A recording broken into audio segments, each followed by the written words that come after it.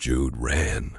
His soul struck the wet pavement hard, every step a thud that vibrated through his entire body. His breath came in short, rapid gasps, too fast, too shallow. But he could not slow down. Not now, not after he had seen it. The little red bear. It was still clutched in his hand, so tightly that his fingers ached. The soft plush felt almost alive, as if it still held Sammie's warmth. He brought it to his face for a moment and sniffed. Nothing, only the scent of his own fear. But he knew it was hers. Her teddy bear, her little friend. The only thing he had left of her. They took her away. Sophia's words echoed through his head, sharp and merciless. The street was dark. The wet asphalt gleamed in the faint light of a single lamppost, the reflection dancing as if the city itself were trembling. Jude looked around, his eyes wide and searching. Every shadow seemed to move. Every sound. A rustling bush, a cat darting across the street, made his heart skip a beat. But there was no one. Only him. Only the little bear. Only the silence. He slowed his pace. His lungs burned. His legs felt like lead. He leaned against a lamppost for a moment, his head down, his eyes closed. 1 second. 2. Breathe calmly. Calmly. Then his phone vibrated. The sound cut through the silence like a knife. With trembling fingers, he pulled the device from his jacket pocket. Unknown number. Quiet. Standing on the other end of the line, or through a machine that had filtered out every last bit of humanity. I want more.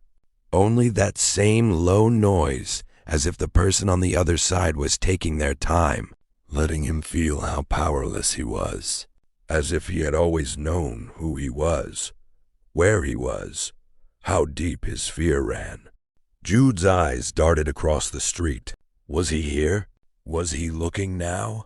Was he standing in one of those dark windows, behind a curtain, reveling in his panic? How much? Asked Jude. His voice was louder now, not stronger, but louder. Despair disguised as anger. How much more? Quiet. Then, softly, almost whispering, everything. The word fell between them, heavy and inevitable. Everything. Not just money, not just 100,000 euros.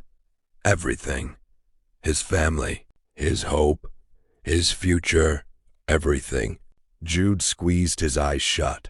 His head was spinning. His legs felt like they could give way at any moment. He let his free hand slide into his jacket pocket and felt the teddy bear, the soft plush, the memory of Sammie's laugh, her voice.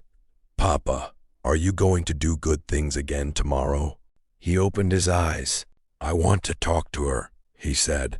His voice no longer trembled. I want to hear that she is alive. A long silence. Then softly, almost as if the voice became human for a moment. That will come later. Click. The connection was lost. Jude stood still, motionless, the phone still to his ear, even though nothing could be heard anymore. Only the static, only the silence, only the night. Slowly, he lowered his arm. The screen was blank. The conversation was over, but the words remained. More. Everything. That will come later. He looked at the little bear in his hand, the little red friend that Sammie had taken everywhere with her. It was worn in places. An eye was loose. The stuffing was shifted a little, but it was hers. It was all he had left. He brought it to his face again. This time he smelled something vague, almost vanished. Her shampoo, or his imagination. It didn't matter. They always want more, he whispered. Levy's words came back from a conversation that seemed like years ago. More, Jude. They always want more. He now knew what that meant. This was no longer ransom. This was not a deal. This was something else, something dark, someone who didn't just want money, but everything. His soul, his humiliation, his total surrender. The rain began to fall softly again, cold drops on his face, in his hair, on the little bear. He looked at it, protected it with his hand, as if he were holding Sammie himself. "What should I do?" he whispered. The knight gave no answer. He stood there, in the rain, with the little bear in his hand. His head was spinning. His heart was pounding. His legs felt like lead. "I can't do this," he thought. "I am alone. I know nothing. I have nothing." Despair struck like a wave. He felt his knees almost buckle. But then, very softly, very deep inside, he heard something. No voice, no sound. Something else. A memory. Sammie's voice. Not angry, not scared, just her voice. "Dad, are you going to do any good things today?" He stopped. The rain fell. The night was cold, but that one sentence stuck. Like an anchor, like a promise. Doing good things.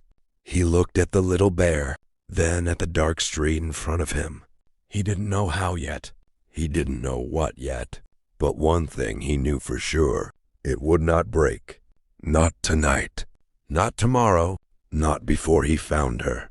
He pressed the little bear against his chest, straightened his back, and walked further down the dark street. The rain fell. The night was cold. But Jude walked on, for somewhere, in a room he did not yet know, was his daughter. And he would find her.